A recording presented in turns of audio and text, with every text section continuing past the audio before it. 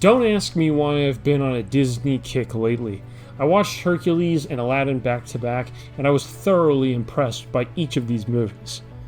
I promise in the next video we'll get back to more variety. I think one of the things I love about these movies is that during this era at Disney, there were a few prominent Christian animators working at the company, and they definitely imbued some Christian influence into their work.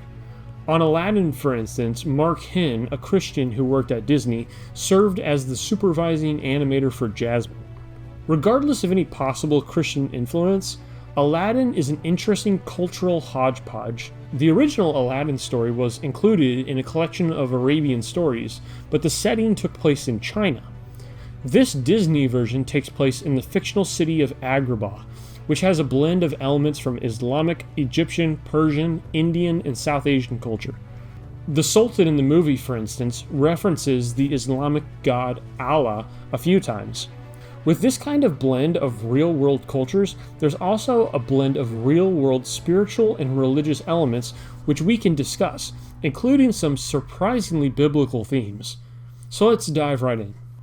Possibly one of the most fun and interesting characters in the movie is Genie.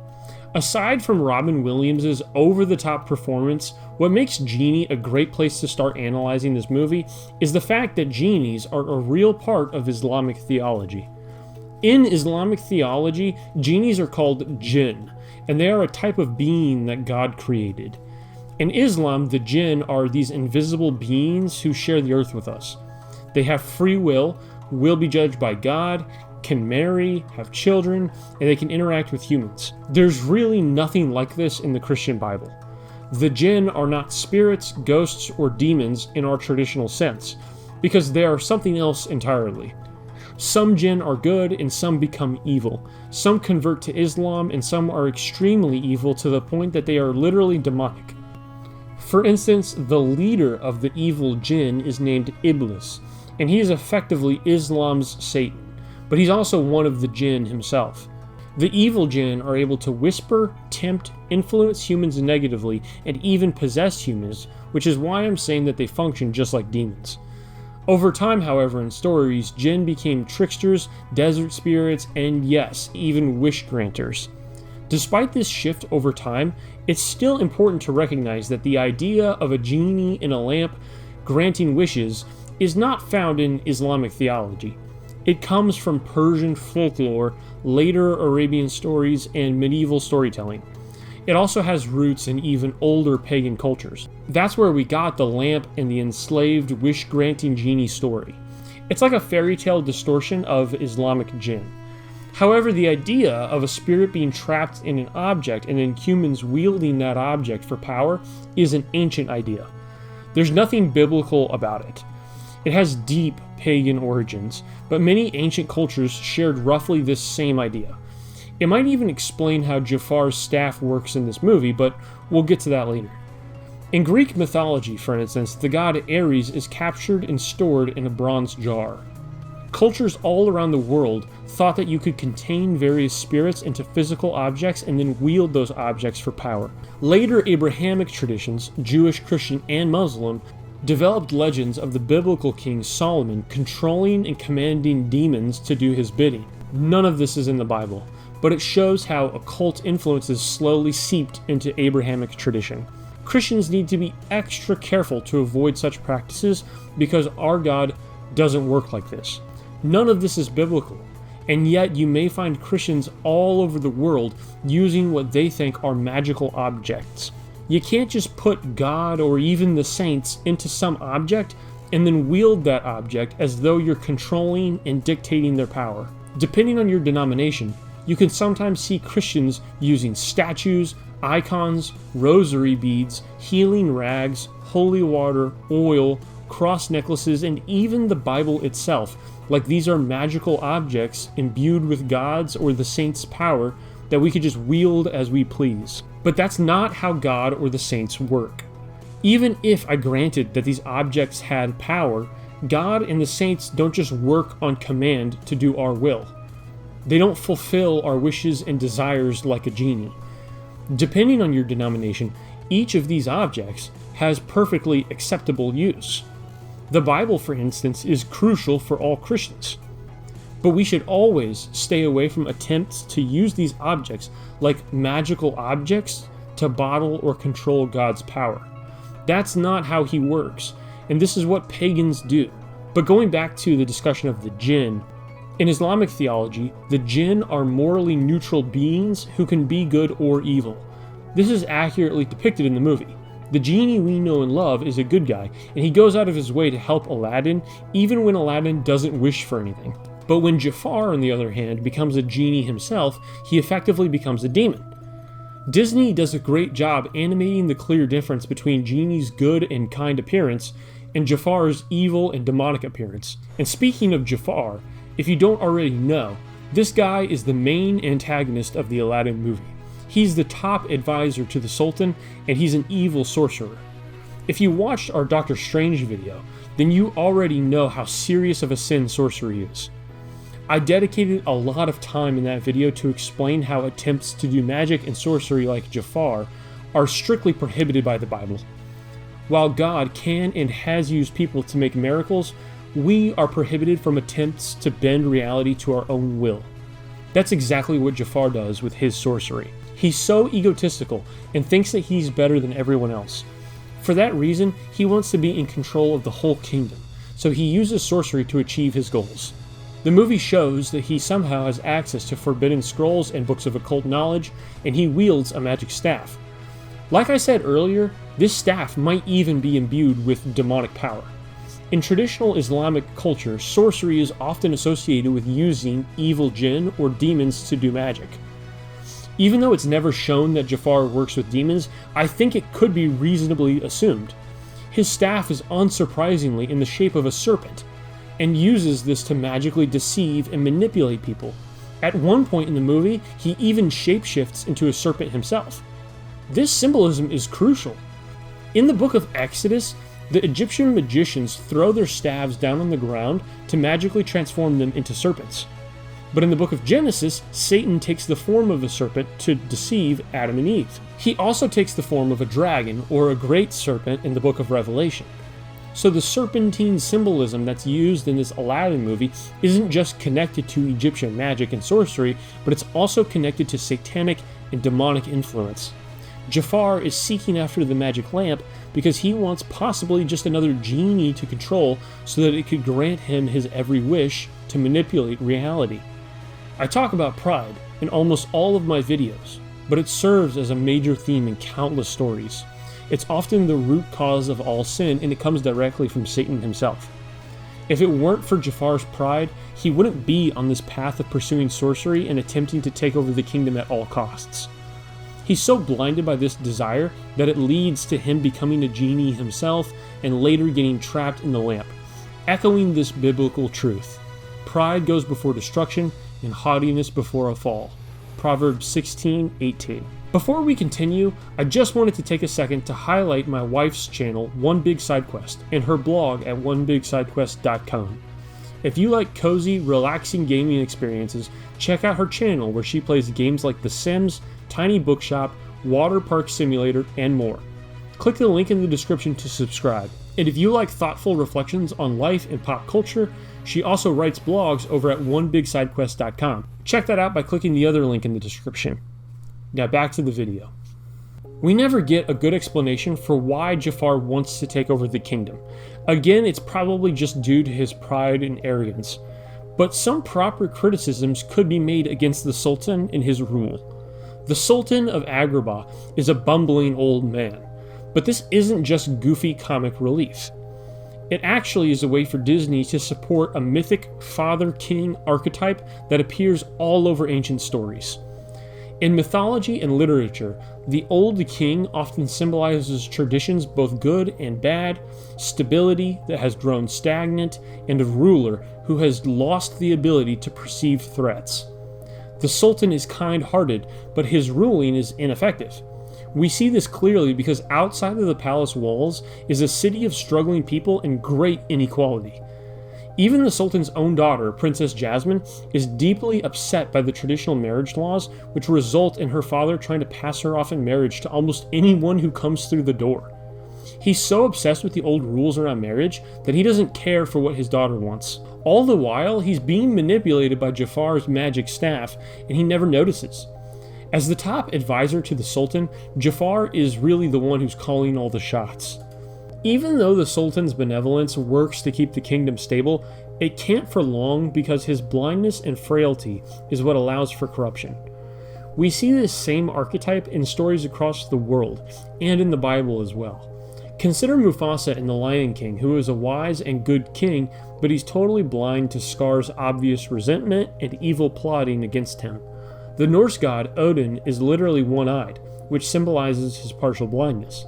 He even falls asleep for long periods of time, so he can't see when villains like Loki are plotting to overthrow the kingdom. In Lord of the Rings, King Theoden is also corrupted and manipulated by a serpent-tongued advisor. In the Bible, King Saul slowly loses his favor with God because he starts to selectively obey God's commands, eventually leading to him becoming jealous, violent, paranoid, and sinning by seeking out a witch to contact the dead. His loss of spiritual sight leads to him becoming an ineffective ruler who must be replaced. Similarly, the Pharisees in the New Testament are also spiritually blind and clinging to a dying tradition, so Jesus comes to restore truth. In most of these cases, you have an old, blind, and dying king or father figure who is slowly becoming corrupted and manipulated by satanic forces. Only the younger generation can rise up to defeat the evil and establish a new system. If this doesn't happen, it can lead to some serious problems. In Star Wars, when the Jedi Order became too steeped in tradition, they became blind to the evil manipulation around them, and they lost sight of their ability to actually help those in need. It led to their downfall and the establishment of an evil empire. In The Lion King, Scar's plot successfully killed Mufasa and led to him temporarily taking over Pride Rock. Loki's temporary takeover of Asgard is similar. Aladdin is the classic young, masculine, archetypal hero who comes to revitalize the kingdom. He's energetic, clever, adaptive, and has a pure heart. Only he can defeat Jafar, save the princess, and one day become the new sultan. It's like Simba replacing Mufasa, Thor saving Odin, Jesus fulfilling the law and establishing a new church, David replacing Saul, and Solomon replacing David. It's the eternal cycle of old kings leading to corruption, leading to a young hero, leading to a restoration, and once again, an old king leading to new corruption. One of the biggest symbols of this change happens at the end of the movie when the Sultan realizes that he's the one who's in control of the law in the first place, and he doesn't need to abide by the old marriage law. Finally listening to his daughter's request, he just changes the law right on the spot. This is the kind of adaptability that the kingdom needs. It's not to say that the tradition isn't important, because it obviously is. Both Aladdin and Jasmine are going to be stepping into that tradition. It's just to say that flexibility is needed under certain circumstances. It's just like how Jesus showed the Pharisees circumstances where it might be acceptable to break the Sabbath rules. It's not that the tradition should be destroyed, but that it should be capable of reform, and that humility and compassion are necessary for such a thing. The Sultan clearly has no heirs except Jasmine, and so Aladdin effectively becomes like his son. This makes Aladdin and Jasmine the future rulers of Agrabah. When the Sultan dies, they'll rightfully take his place and usher in a new kingdom. Given Aladdin's history as a struggling peasant, it should hopefully be a kingdom that shows kindness and deference to the poor and destitute, like a good government should. I have no doubt that that's the kind of sultan Aladdin would become. Aladdin came from poverty and he rose up with no family but his pet monkey Abu. Despite the tough conditions, Aladdin was still generous, even when he had nothing. At the beginning of the movie, we see his compassion when he stands up against a powerful prince who is oppressing poor children. Even though Aladdin is a thief, he doesn't steal out of greed or wickedness, but only steals to survive. And when he does steal bread, he immediately shares it with starving children, even though he's hungry himself. This shows that he's generous and compassionate and willing to put the needs of others above his own. I think this is why Aladdin is the chosen one in the story, and the only person who can enter the Cave of Wonders. The Cave of Wonders is a strange thing. For one, the cave itself seems to have some kind of guardian spirit which protects the treasures inside. The entrance to the cave takes the form of a tiger head and can speak. It decides who is worthy to enter, and if someone is unworthy or breaks the rule to not take any treasure, it can swallow them up like a mouth of hell. Hell mouths are a strange symbol in medieval art that represent powerful, monstrous mouths, capable of swallowing people into hell. This isn't a biblical concept, and it honestly likely comes from pagan cultures, but someone might consider it similar to the prophet Jonah being swallowed by the big fish. I discussed this in our Wind Waker video, but the story of Jonah is fascinating, because the big fish comes to swallow him up and effectively kill him, either literally or symbolically, for 3 days before spitting him out. It even takes him down to the realm of the dead, like a hellmouth would. That's kind of what the Cave of Wonders is like, and with the presence of lava, the symbolism is pretty clear, and let's just say the cave is not beating the allegations. But this tiger spirit is also interesting because it only allows those who are worthy into the cave and gives them clear instructions to not take anything but the magic lamp. This kind of purity test of the heart is common in many stories. It's like Excalibur, which can only be pulled from the stone by the right chosen hero, or Thor's hammer, which can only be wielded by the worthy. The cave specifically says that he's seeking only the diamond in the rough to be allowed entry. So if Aladdin is a thief, then why is he considered the diamond in the rough? Disney doesn't really spell it out directly, but thematically I think the answer is clear. He is not chosen because he's perfect. He's chosen because he's redeemable. A diamond in the rough has great value hidden beneath flaws. The Cave Guardian doesn't say Aladdin is sinless, flawless, or righteous. It's trying to say that while he appears worthless, under pressure he becomes something precious, and that his moral potential is hidden, but real. He fits the biblical pattern of unlikely heroes being chosen for God's greatest tasks. Heroes who rise from lowly beginnings into greater purposes. Aladdin is outwardly insignificant, but inwardly he's full of virtue. Unlike Jafar or even Abu, he's not ruled by his own desire or greed. The cave isn't looking for a perfect person, but rather someone who has a good heart, somebody who has true potential. The Lord doesn't see things the way you see them. People judge by outward appearance, but the Lord looks at the heart. 1 Samuel 16:7. Inside the cave, Aladdin stays focused on the mission. He shows restraint. He avoids the treasure. His weakness isn't greed, it's insecurity and a lack of identity. But those are spiritual issues, not moral corruption, and they are dealt with later in the movie. Inside this cave, the temptation of greed is another common trope. It reminds me of when the devil tempted Jesus in the desert and offered him all of the kingdoms of the world. Next, the devil took him to the peak of a very high mountain and showed him all the kingdoms of the world and their glory. "I will give it all to you," he said, "if you will kneel down and worship me." "Get out of here, Satan," Jesus told him, "for the scriptures say, you must worship the Lord your God and serve only him."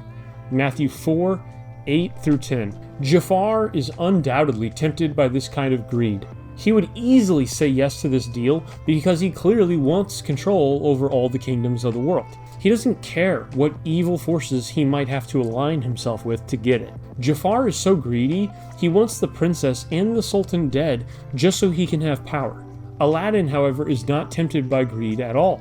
In the Cave of Wonders, he doesn't ever falter from his mission or go after the treasure, despite his poverty. The only time in the movie Aladdin does anything greedy is when he wishes for the genie to make him a prince. But this request wasn't even really out of greed. He only ever desired more so that he could impress Princess Jasmine and have a chance at marrying her. Of course, Jasmine liked him just fine as he was, and he never had to become a prince to marry her. But he thought he did. He mistakenly thought that she'd never like him as a poor peasant. Again, this speaks more to issues with his identity and insecurity, and they get taken care of later in the movie, when Jasmine shows how much she loves him regardless. It wasn't so much that he was ever greedy, but more that he saw materialistic gain as a means to impress someone. Funny enough, it's actually Aladdin's pet monkey Abu who is the more materialistic one. He's the one who falls for the temptation trap, and he steals the jewel, which causes the whole cave to collapse and swallow them up. And again, like I said before, the cave swallowing them is like Jonah getting swallowed up. And even more like Jonah, Aladdin is also thrown to the depths of the sea later in the movie. In both cases, only the genie can save him. Because of that, Jafar thinks that he's killed Aladdin a couple of times, but he just keeps coming back like a resurrected hero. To talk about the genie just a little bit more, I think that freedom is a huge theme in this movie. When the genie comes out of the lamp, he reveals that he's been trapped in there for 10,000 years. And later in the movie, he says the thing he wants the most in life is to be freed from the lamp. But he's not the only one. Both Aladdin and Jasmine say that they also want freedom. Aladdin says that he's tired of living in poverty, never having enough food, and always being chased by authorities. Jasmine says that she's tired of always living in the palace and never being able to leave and see the world. There's too many rules and restrictions around her life, and she knows that she's dangerously close to getting trapped in a marriage to someone that she doesn't love. So they both feel stuck and trapped in their respective circumstances. Interestingly, it has nothing to do with their finances or class, but everything to do with their spirituality. It reminds me of this passage in Philippians, where the Apostle Paul says that he found true freedom. Not that I was ever in need, for I have learned how to be content with whatever I have. I know how to live on almost nothing or with everything. I have learned the secret of living in every situation, whether it is with a full stomach or empty, with plenty or little. For I can do everything through Christ who gives me strength. Philippians 4, verses 11 through 13. Throughout the New Testament, Paul, Peter, and James all refer to themselves as slaves and servants of Christ. Paradoxically, it's from being a slave to Christ where Paul finds true freedom and gratitude. This is what allows him to be content with any circumstance. This is the kind of freedom that Aladdin, Jasmine, and the genie need but never get. The movie instead teaches that freedom is found in love. Aladdin and Jasmine love each other so much that their relationship frees them from each of their restrictive circumstances. And Aladdin's love and compassion is what leads to him wishing for the genie's freedom from the lamp. There is some truth in this. Reflection of the love of Christ can give us some freedom as well. And this movie demonstrates that. But obviously, it's not the whole truth, because as I said, true freedom is found in service of Christ. And with that, we'd have gratitude in any circumstance. Speaking of reflecting Christ's love, Aladdin does that in one other key way. Jafar turns into a serpent at one point in the movie and has the princess held captive. When Aladdin comes to fight Jafar to save the princess and the kingdom, he becomes another reflection of St. George. I talked about this extensively in my How to Train Your Dragon video, and again in my Star Wars video, and once more in my Hercules video. But the story of St. George rescuing the princess and saving the kingdom from the dragon is an ancient story that reflects Christ. When Aladdin fights to slay this serpent and save the princess and the kingdom, he's reflecting St. George. But St. George is just an archetype of Christ. Christ is the real hero who comes to slay the ultimate dragon and serpent, Satan, once and for all. In this way, Aladdin is acting as an archetype of Christ, defeating Satan and rescuing the princess, who is the church, his bride. Dragons like Jafar are symbols of demonic power that greedily hoard resources and threaten kingdoms, just like what I mentioned earlier. So even though this Aladdin movie clearly has influence from the Islamic world, it still can't escape reflecting biblical truth. If you liked this video, please hit the like button and let me know in the comments what movie we should break down next. Do you prefer shorter or longer videos? What do you think is the ideal length of our videos? And if you'd like to support more deep dives into the hidden Christian truth and pop culture, consider supporting us on Patreon for as little as $2 a month. Thanks for watching.